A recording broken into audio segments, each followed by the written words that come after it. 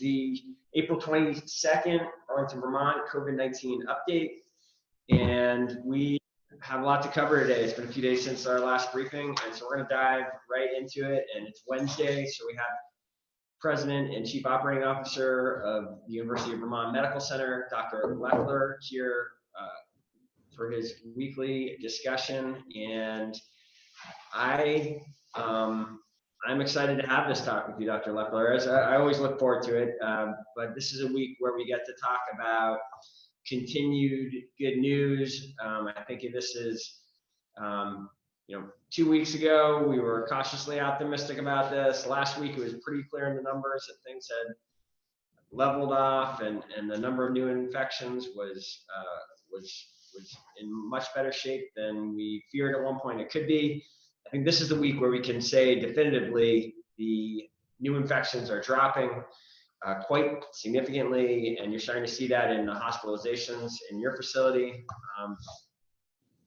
This is a moment, it seems to me, to acknowledge and to thank Burlingtonians, Vermonters, Chittenden County residents for their hard work. I think it's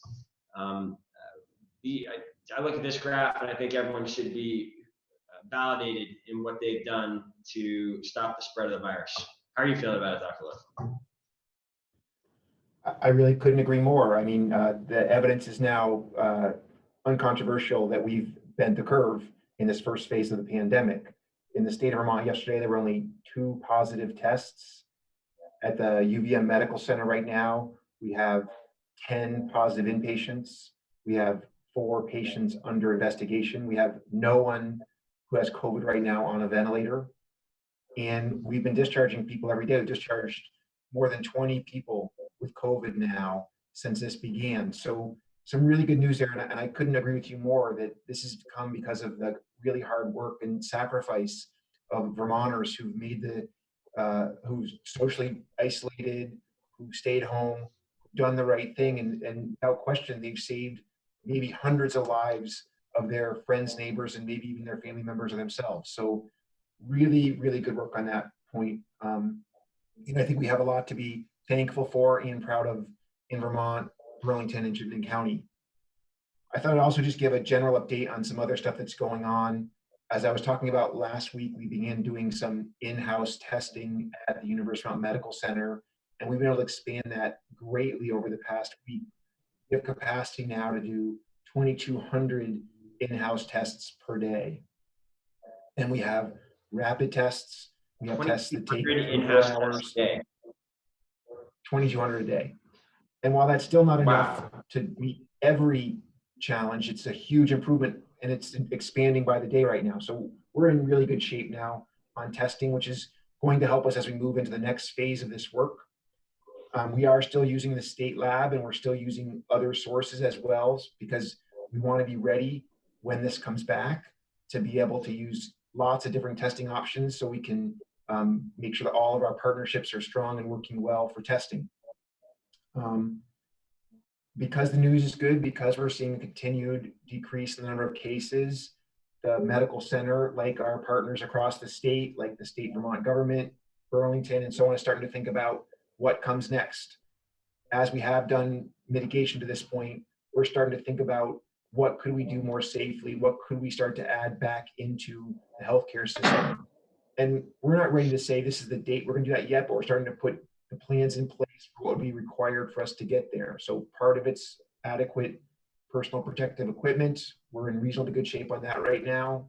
Once again, that's getting better every day. Testing we just talked about was in good shape, and a continued decline in cases.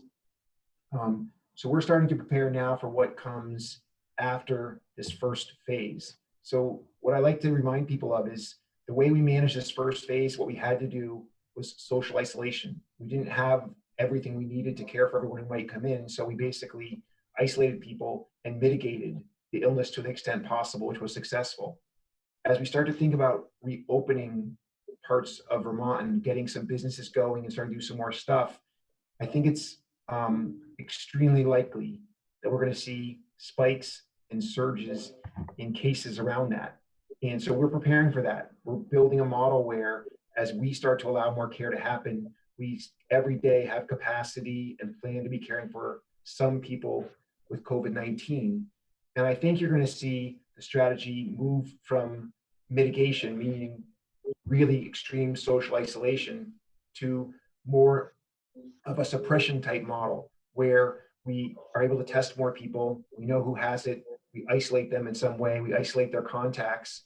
And so we keep basically tamping down new little surges of cases. And that could be with us for quite some time. We could be in a model like that for 12 to 18 months until we have a good vaccine or we really have built up herd immunity.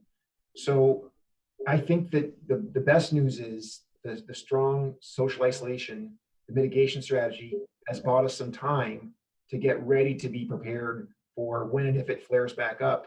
And at that point, we can really work towards suppression of cases and have overall, ideally, less disruption on everyone's daily lives. So I'll stop there. But what I wanted to let people know is we're in good shape on PPE and testing. We're in good shape on number of cases and ventilators. And we're starting the hard work of planning how to begin offering more services to our patients. Excellent.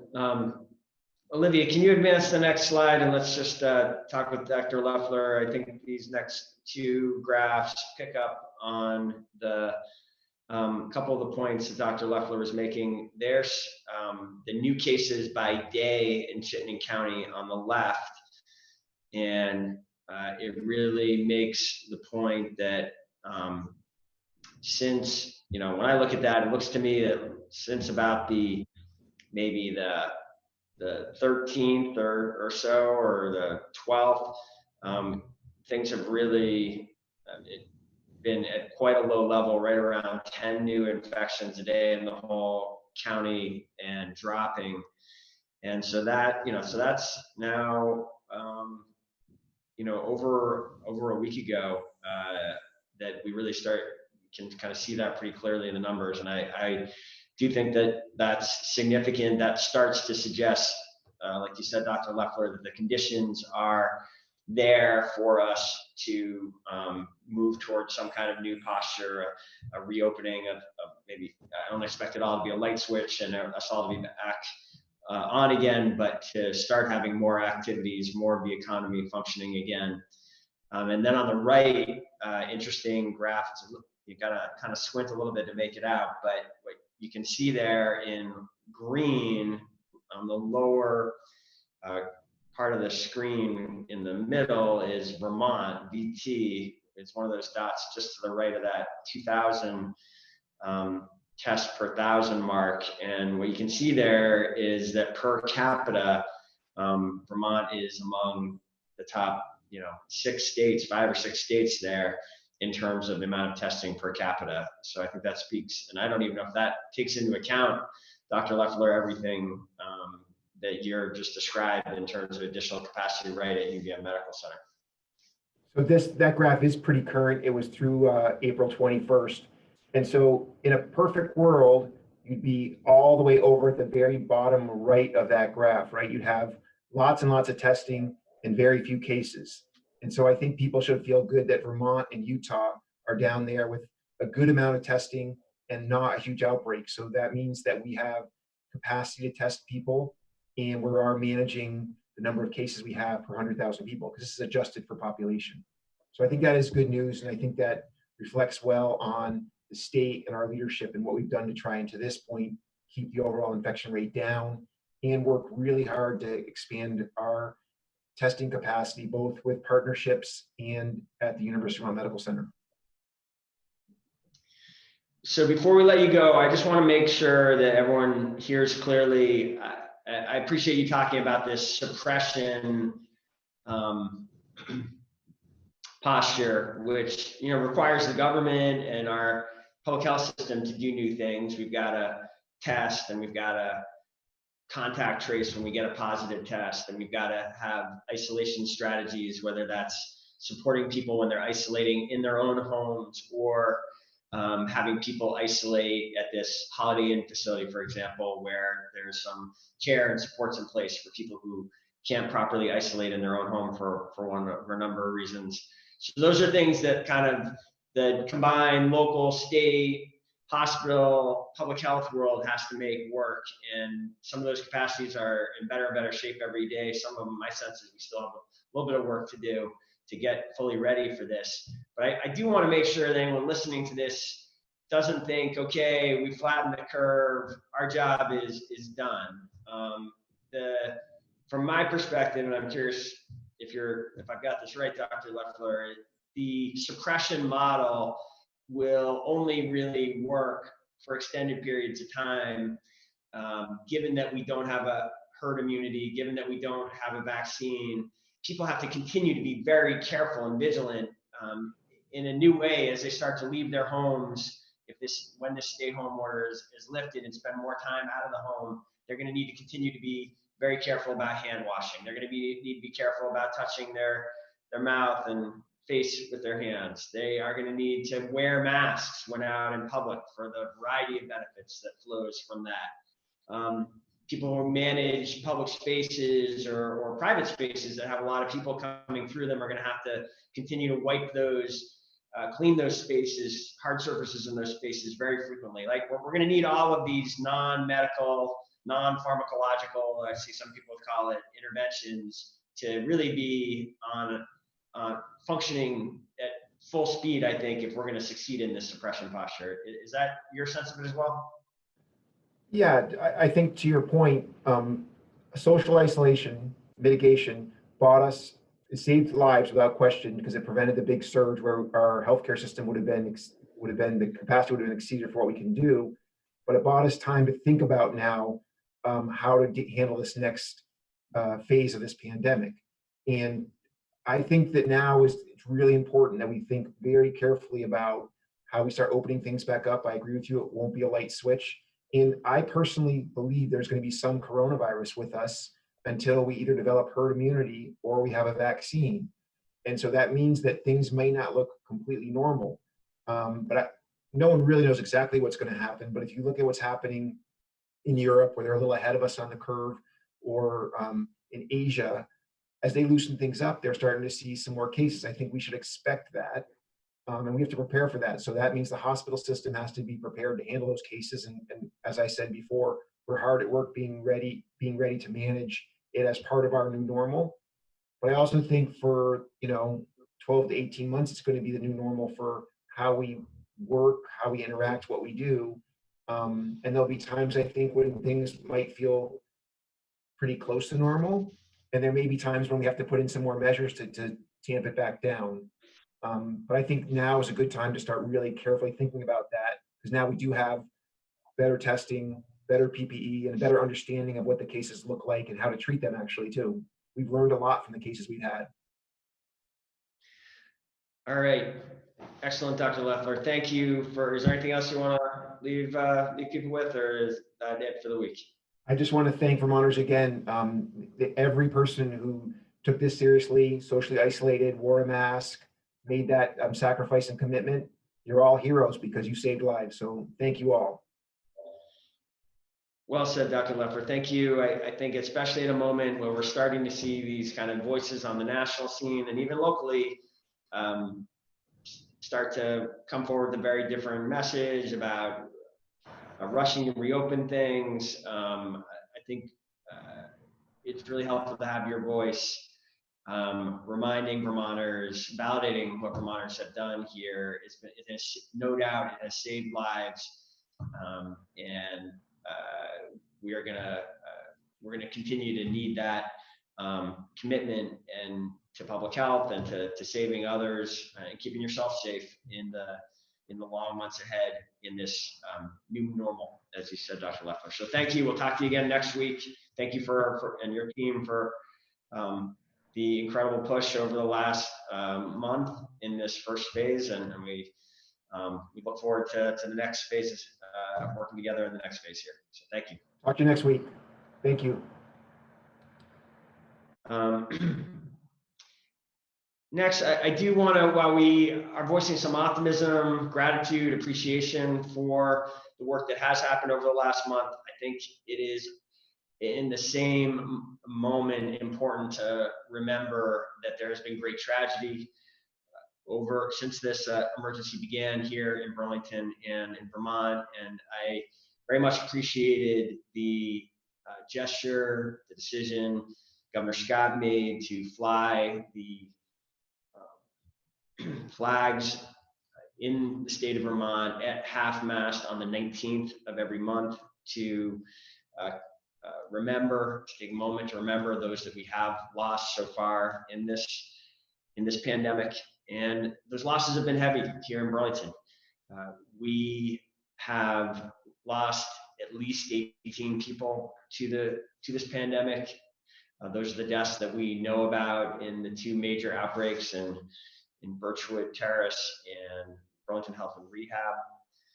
And this is the first time we've met in a briefing since the 19th. And I did just want to say once again that to the families that have lost loved ones in this epidemic already, to the people who have family members who are still struggling, fighting against this virus, that we remember you, we honor your lives, and we miss you, and we are thinking about you, and we remain committed to doing everything we can here in the city of Burlington to fight this virus and ensure to the greatest degree we can that we learn from the last month, that we put new measures in place, and that we save as many people as possible from the devastation of this virus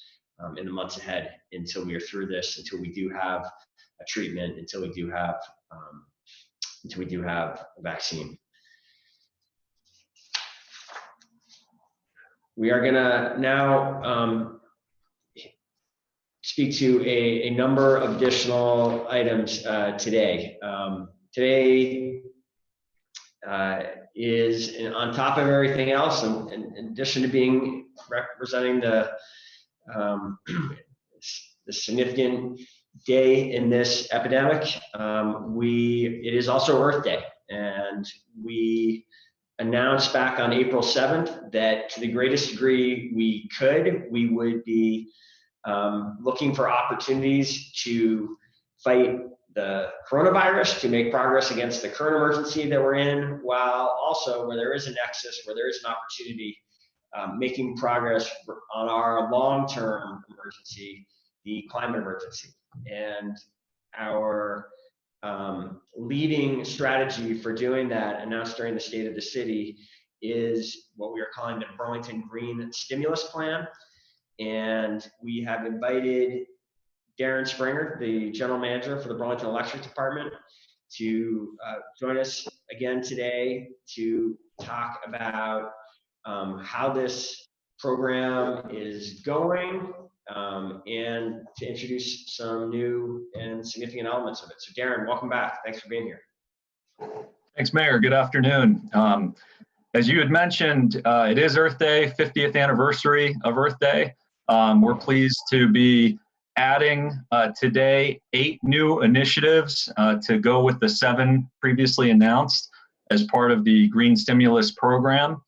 2 of those initiatives are actually going to go live today, and 6 are going to be part of the regulatory filing that we put in with the Public Utility Commission last Friday, seeking approval to move forward. So the 2 that are going live today, which we're very excited about, the first is a new for Burlington home energy loan program, partnering BED with Vermont State Employees Credit Union and Opportunities Credit Union.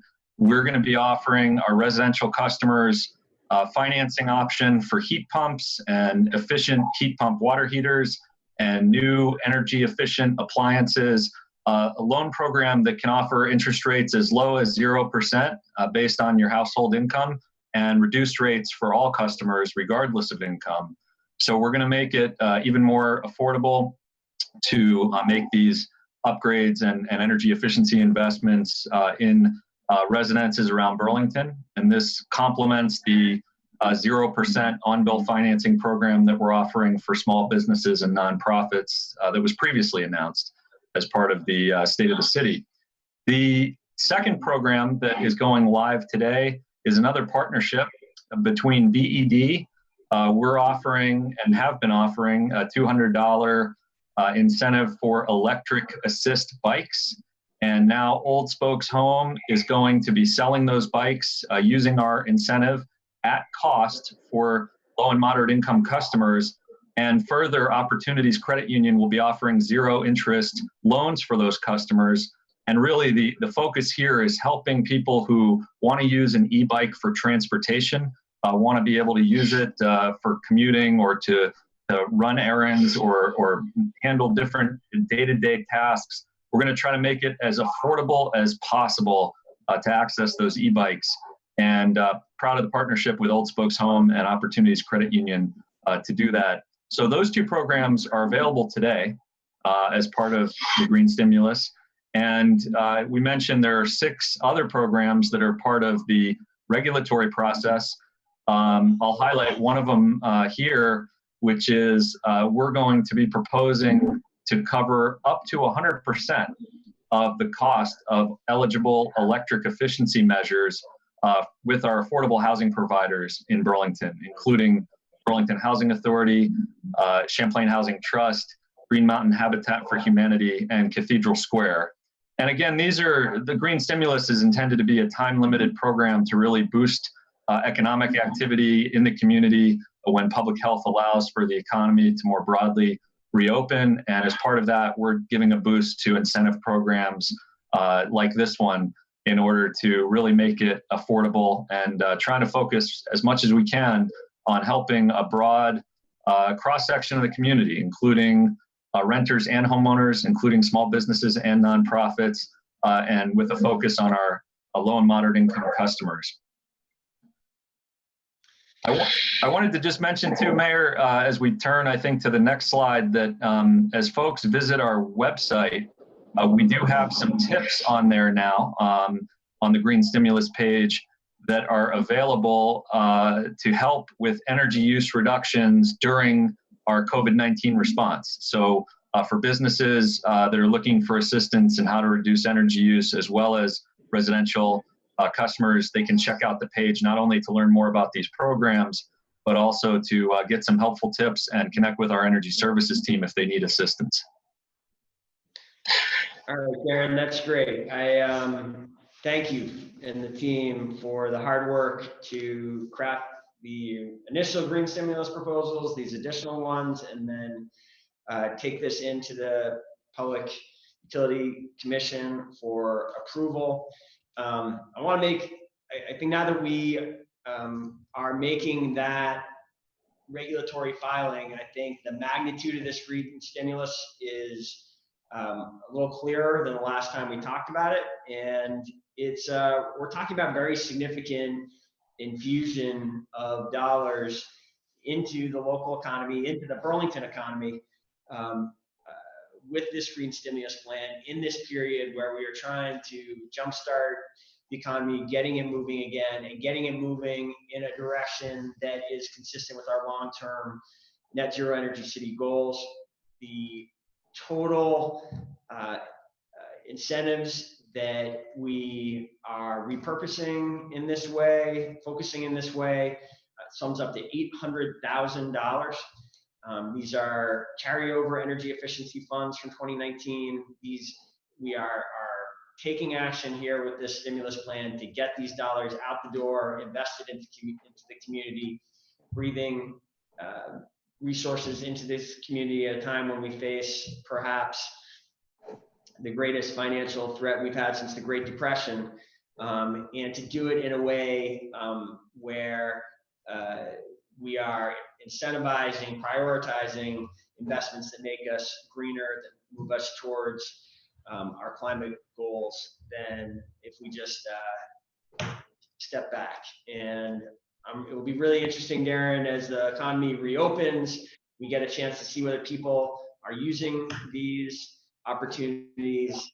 It'll be great to be able to track this with you. And I think it really my sense is, I mean, look, we know this in some sense at a time when many of our neighbors and friends are facing the biggest financial challenges of their lives, when people have lost suddenly jobs and businesses overnight, essentially, when the financial future is very uncertain. And we understand, we are in a moment where that is the case for many of our friends and neighbors. At the same time, there are people who have not lost their jobs yet, who are going to come out of this stay-home order with some pent-up demand and desire to make investments in their vehicles or their homes or businesses that are pent up, that have been deferred for some months now. And really, my hope that when we look at the numbers 6 months from now, Darren, we'll be able to see that there's been a real jump in our goals of moving towards net zero energy city. So thank you again for the work. And we did just want to make this point again. We made it last Friday, but let's make it again now. And it sort of builds off the last point. There are many Burlingtonians who are going to receive have received or about to receive significant federal stimulus checks as a result of the $2.3 trillion CARES package. And that, for a family of 4 with 2 working parents that have incomes, or they don't actually both have to be working. If the total income in the population is in that household is less than $150,000, that household will qualify for $3,400 worth of stimulus rebates. $1,200 for each member, each tax filer, plus $500 for each child. That $3,400, for example, could be combined with a new $3,500 heat pump incentive, and suddenly you have almost $7,000 for the investment of a new energy system in your home, which would cover most of the cost of a system with two different registers, I think, Darren, right? Do I have the economics more or less right there? Yeah, that's correct, Mayor. And even better, in the case of a single heat pump, if somebody was looking to install a single heat pump in their home, the green stimulus is going to help us cover about 75% of the cost of that. So if that was combined with a federal stimulus, you'd be looking at having 100% of the cost potentially covered for a new heat pump system. So, great. Well, we put that out there again for people to consider. There are certainly many other worthy things for you to think about doing with the federal stimulus. We have also, there are a variety of very significant charitable fundraising efforts going on in the community that we encourage you also to consider, whether that's through the United Way United Fund or the Burlington City Arts Artist Relief Fund. If you do want to consider green stimulus, there's again the link for the details. Darren, thank you. We'll have you back again sometime soon. Thank you for all the great work. Thank you, Mayor.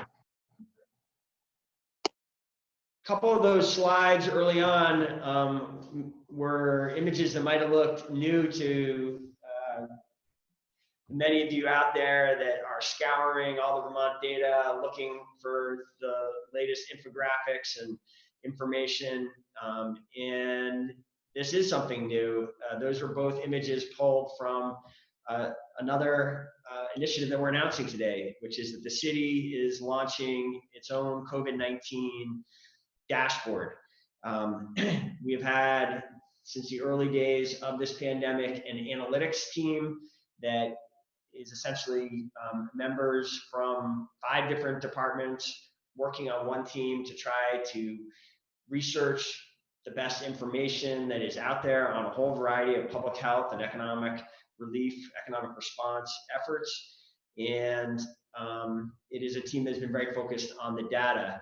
And as we start to, as we get closer to this expected reopening, probably strategic phased reopening of the economy, stage 2, as we've been talking about it, the data is going to be more important than ever. We are going to need to know what is going on from public health and from an economic perspective out in the community. As Dr. Leffler was saying earlier, we're all going to be watching carefully to see whether there are new spikes in cases, new infections, and we expect there will be, as Dr. Leffler said. The question will be, how great are those spikes? How fast are they growing? So this is going to be a period where good information, transparency, good data is going to matter for lots of reasons, and we want that all to be available to the public, so that you fully understand what is going on. One of the key team leaders of this analytics team has been Megan Tuttle, who is a senior planner in the city. Many of you know Megan from her outstanding work on accessory dwelling units and parking regulations and Plan BTV, which she played a huge leadership role in the various different chapters of that Plan BTV effort. She has also been a star on this analytics team. We're excited to have you joining us today, Megan. And what else can you tell us about this new dashboard? Thank you, Mayor, and thanks for having me here to talk a little bit about one of the things that the analytics team has been working on. We're really excited to share this dashboard publicly. This was initially a tool that we had been working on to help inform the city's Emergency Operations Center as a way to synthesize a lot of the data that's out there, informing us about how this pandemic is unfolding and what the impacts are here in our community. So very excited to turn that onto our website and make that available for others to see as well. One of the key things that we've been working on as we've been putting this dashboard up is to try to better understand what it means to us in Burlington and to really bring the information about this pandemic closer to home, or as close to home as possible.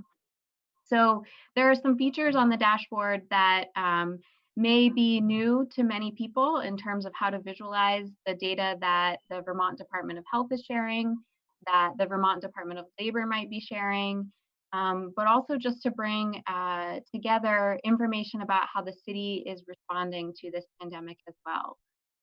Information about what the Resource and Recovery Center is doing, other city initiatives that have been launched as a result of this pandemic to provide food relief or other forms of assistance to our neighbors and small businesses here in Burlington.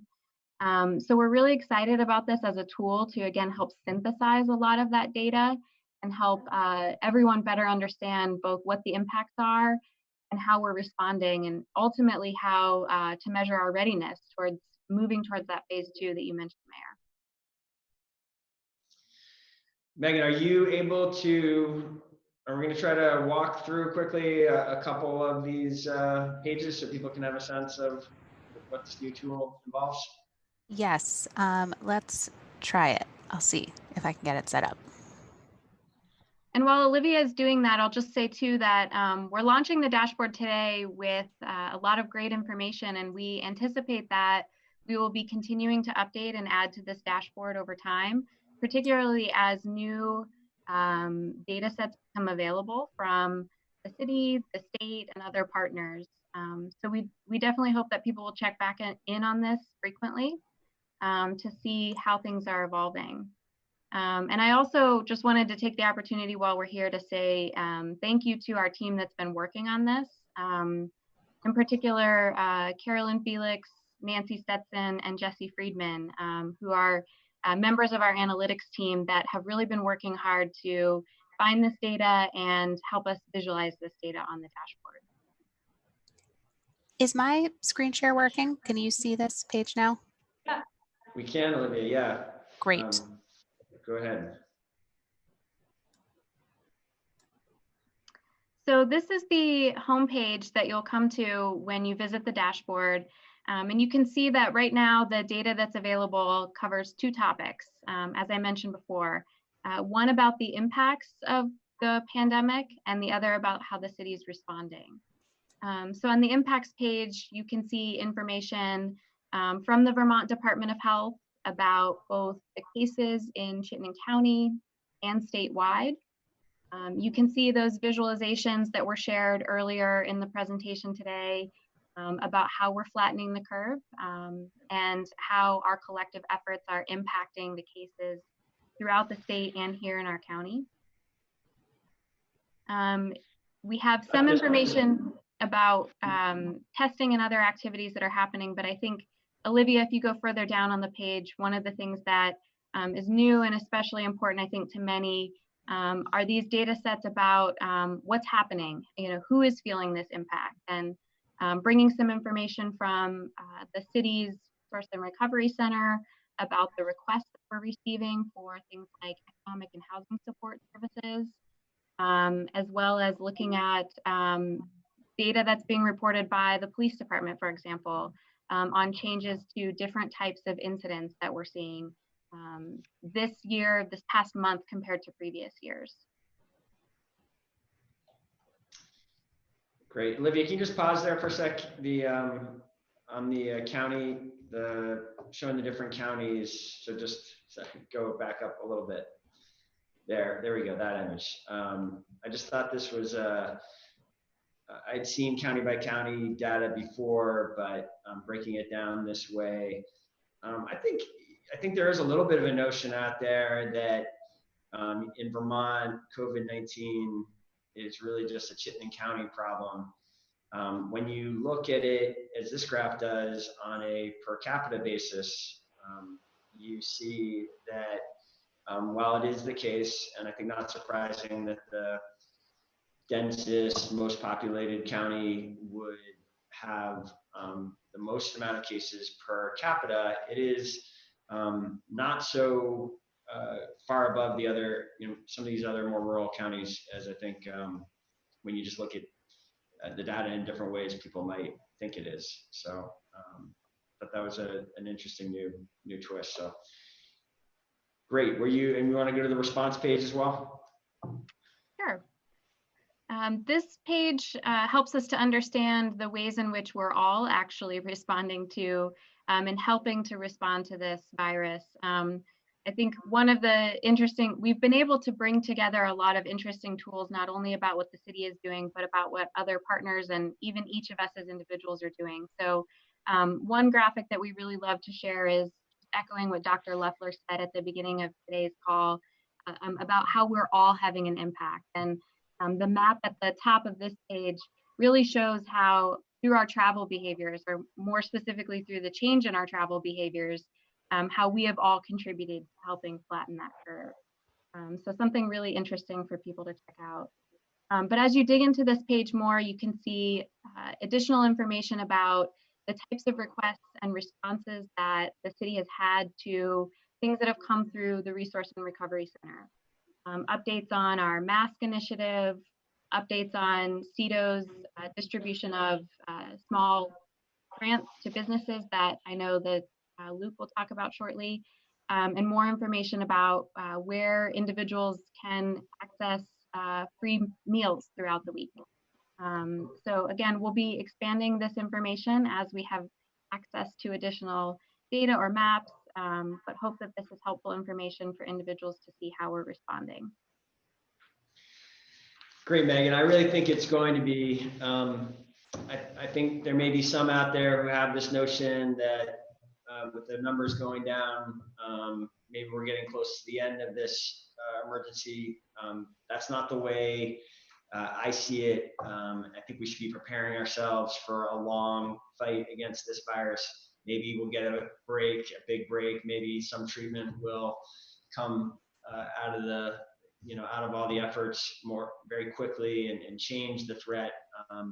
But I think what we should be prepared for is the possibility of a year or more of fighting this, and information is going to be part of that fight. And so I think this is going to be really an important tool. Thank you to the team that's created it and is committed to keeping it refreshed and expanding and evolving it as more data becomes available and as this emergency shifts over time. So excellent to have you with us, Megan. Thank you. Thanks for your work, and thanks for the team's work. Absolutely. Thank you. So let's talk about the COVID-19 Resource and Recovery Center. We are trying to check in with the Resource and Recovery Center, which was created on March 23rd, at least once a week. We have significant data that is coming out of this effort. More than 700 inquiries have now come into the Resource and Recovery effort since the emergency began. And this includes 122 in the last week, which is one of the biggest weeks, if not the biggest week. Luke McGowan, our Community and Economic Development Director, and also one of the leaders of the RRC, is here with us and is gonna walk us through some additional numbers and some stories. Welcome, Luke. Thank you, Mayor. Thanks for having me. And again, I'm just sort of the most visible part of a very large interdepartmental effort to get answers and support quickly to Burlingtonians. And so that's the RRC. You went through some of the high level metrics, and I would point out a couple of things there. We are seeing sort of shifts in time in the issues that are on the minds of Burlingtonians as they call or email in. And so recently, certainly unemployment and labor issues has ticked up, and we're continuing to sort of track and troubleshoot issues that some of our folks are having getting access to their benefits. So we're, tracking that as a sort of issue that's been growing over time. I also want to flag, we kind of field emails, we field phone calls, we have visitors to our website, and we've had over, I think at this point, a couple thousand visitors to the website who've gotten sort of good information. But we have heard that people just value having a phone line with a human being on the other end to talk to. And so we've got a big team that's answering calls. And a lot of the folks who've been calling us have said, you're the first person I could get through to. Thank you just for being there. So, and I just want to extend the thank you to our big team who is there answering those calls. And I encourage everybody to use that phone number and that email address and that website to get access to really any information that you're looking for. It's a great place to start. And if we don't have it on hand, we will find that information through all of our great community partners. We can jump to the next slide there. So another effort of the RRC, and so we've been sort of reacting to incoming inquiries, but we are also now proactively creating content and forums for people to get their questions answered. So we launched a webinar series, and this Friday at 12 o'clock, we're hosting one on the federal stimulus payments that you were talking about earlier in the presentation, because we've noticed that people have questions about eligibility, or if they have kids, do they need to take separate action to get access to that? How should they handle issues if they haven't filed taxes before? Because we want to make sure that people who are lower down the income ladder are sort of getting access to benefits quickly. And so we are putting this virtual town hall together. Thank you to our Christine Curtis, who's moderating at CEDO, and a really terrific group of panelists, which you can see there on the screen. So if you have questions, please join that webinar tomorrow, and it will be recorded, as all these are, so that anyone can access it at any time at our resources page. And yeah, just one final update. Megan referred to our small business grant program, and just as a reminder, early in this crisis, Mayor, you recognized that there was going to be a gap between the federal relief that was coming and the needs of many of our business owners. And so we kind of quickly went through our books and had sort of an existing program of about $110,000 that we repurposed from a loan into a grant. And we essentially processed applications and gotten checks out in the mail, processed payments to 67 local businesses, about half of whom are restaurants and food service businesses. And those are either $1,500 or $2,000 checks that, if they haven't arrived yet, will be arriving over the next few days. So that's a big shout out to the whole team, and Grace Sifo in particular, who sort of recognized that we could turn this around very quickly. That's good news, Luke. I'm glad that is all out the door. Well done.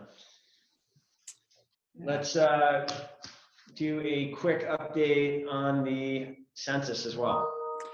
Yeah, so the census, this was a priority of CEDO and a big interdepartmental group sort of before the crisis, but has actually become even more important now.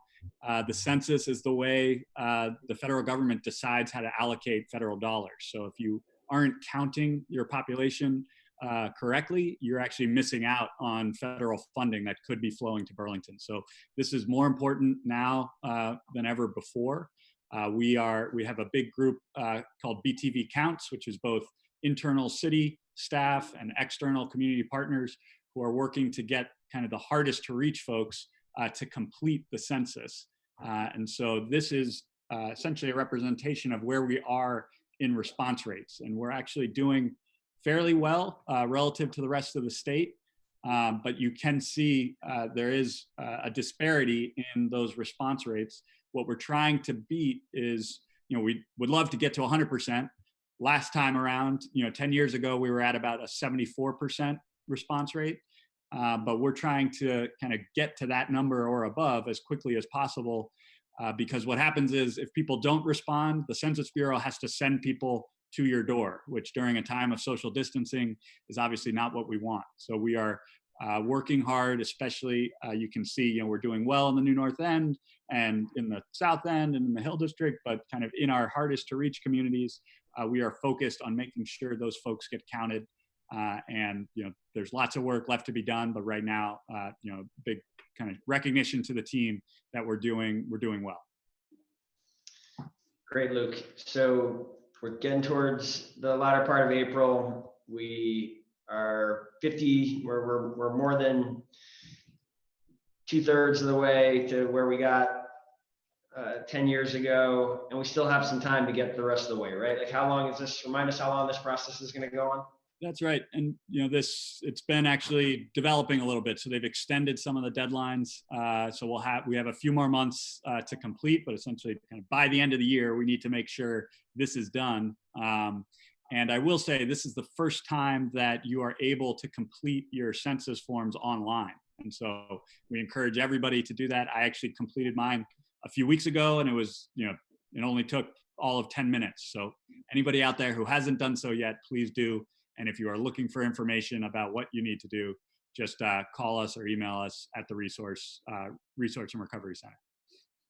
All right, great. Well, we'll just mention one of our strategies for getting those lower, those areas of the city that currently have lower response rates up is through this Trusted Community Voices program that we've talked about at the State of the City, and we had an update last week. We're gonna do another update on that on Friday, and we're really, it's one of the high hopes we have for that program is that it's gonna help make sure that everyone's counted here in Burlington in 2020.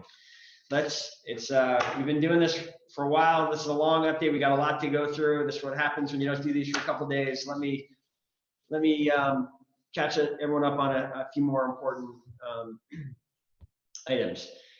As you may well have heard, Governor Scott did take a first step on Friday towards loosening for the first time the stay-home order. Everything up until last Friday had been tightening in one form or another. Friday, there was some clarification of certain rules and some modest new activities were allowed, and those are activities that directly impact the way in which the city is able to operate. And I want to make this point again. I've made it before, but it's one that I know there's some frustration about and some misunderstanding about out there. People are looking around and they're seeing a lot of graffiti. They're seeing roads that are not in great shape, haven't been swept, bike lanes that haven't been swept, and they're seeing potholes that haven't been filled, and people are wondering what's going on.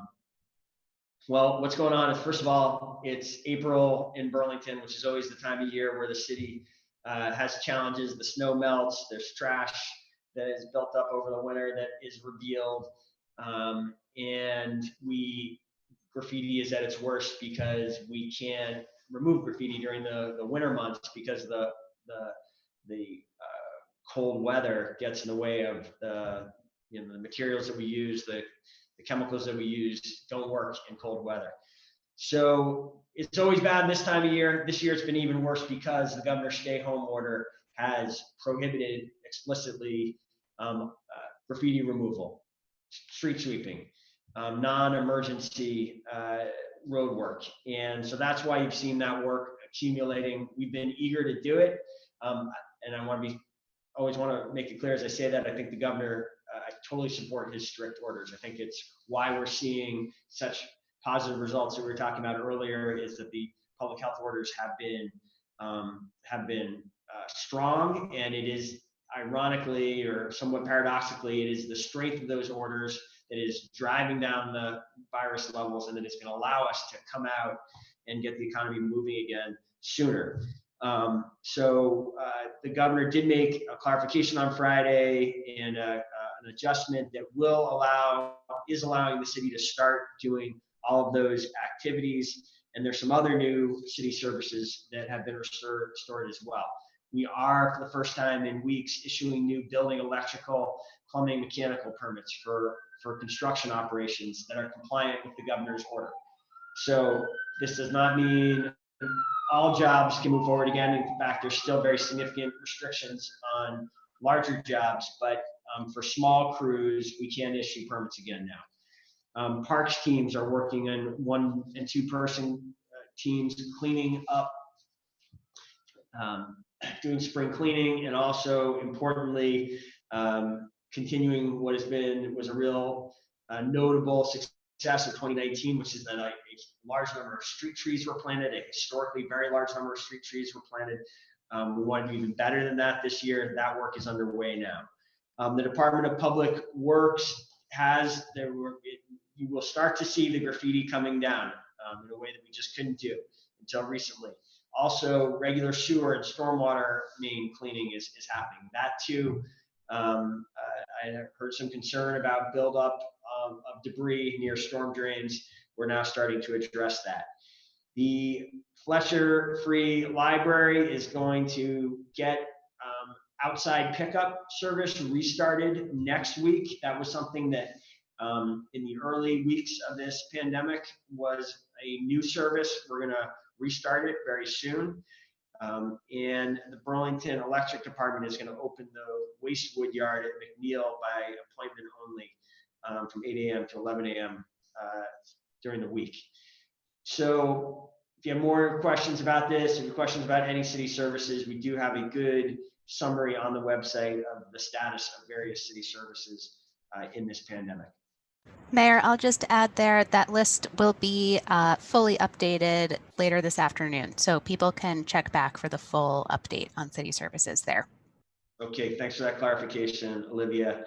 We want to talk again about unemployment insurance and this new element of unemployment insurance that is about to be launched. This is called the Pandemic Unemployment Assistance Program. And essentially what this is allowing individuals who normally would not be eligible for unemployment insurance because they are self-employed or they are independent contractors. The federal government has recognized that this is a group of workers that are very much in need of assistance in this emergency. And starting on Friday, the 24th, you will be able to claim, or you should be able to claim unemployment assistance. We are all concerned that the launching the new unemployment insurance program, on top of the challenges that the Department of Labor has faced up until this point in the pandemic, may not go smoothly. This is something new that this antiquated software system is being asked to do, or frankly, I'm not sure. They may be trying to use new technology for this. If you experience challenges getting through, if you can't get your benefits, we want you to call the Burlington Resource and Recovery Center. Get in touch with us. Tell us the experience you're having. We may be able to help you in some way get the benefits that you're entitled to. Finally, our fun at home resource of the day.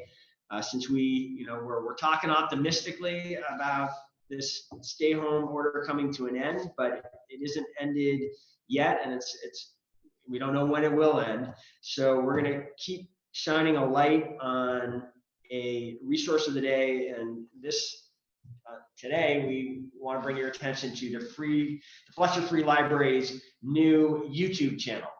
It's been around for a week. They put 15 original new videos on